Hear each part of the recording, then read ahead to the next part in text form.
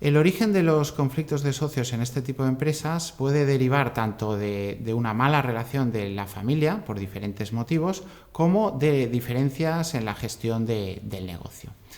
Cuando surge el conflicto, lo que pasa es que no se planifica debidamente lo que viene a ser la sucesión empresarial, resintiéndose la continuidad de la empresa. Este tipo de conflictos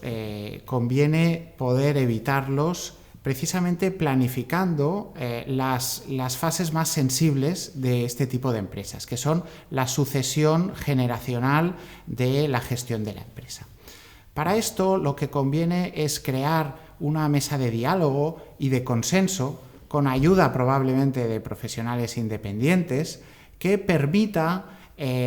acordar entre los diferentes actores de la familia y de la empresa unas normas de juego que se regularán en lo que se llama un protocolo familiar, que no viene a ser más que un pacto de socios con ese componente familiar. A la hora de gestionar un conflicto, lo normal o lo habitual es que cada parte diseñe una estrategia legal con sus respectivos abogados para proteger la posición de cada una de las partes. Ahí normalmente nos encontramos con el ejercicio de acciones tanto societarias, juntas notariales, como acciones de responsabilidad al órgano de administración, como acciones laborales, civiles desde un punto de vista del patrimonio. Entonces, lo importante es que en paralelo a esa vía legal, a esa estrategia legal, se genere un inicio de diálogo entre los respectivos profesionales que lo que permita es identificar el origen del problema para hallar una posible solución. A partir de que se ha pasado a esta fase, lo que se hace es negociar los términos de ese posible acuerdo, que normalmente pasará por una separación, porque una parte venda a la otra esas participaciones, y entonces simplemente lo que tendrá que hacerse es llegar a un acuerdo sobre las condiciones, un precio y una forma de pago, que tardará más o menos, pero lo deseable es que llegue ese acuerdo para evitar la vía judicial.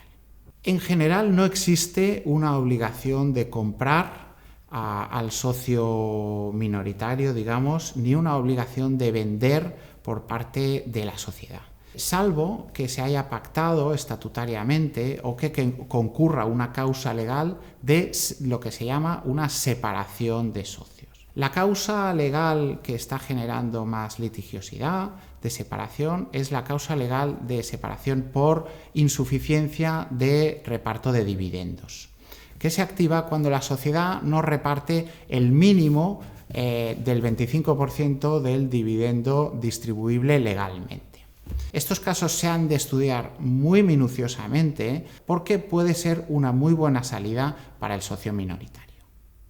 A la hora de valorar las acciones o participaciones en caso de separación, debemos distinguir entre si es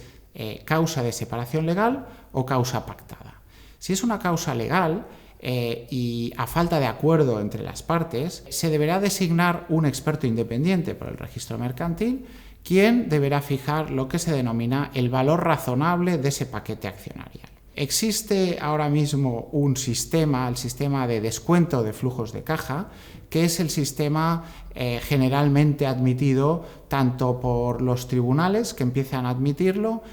como por el Plan General Contable, que se combina con otros sistemas y que conviene analizar por un experto contable. A la hora de la separación pactada, pues simplemente ambas partes lo que harán es con sus respectivos asesores economistas valorar según el doble criterio y luego poner en común y negociar para llegar a un punto intermedio y poder llevar a cabo esa separación.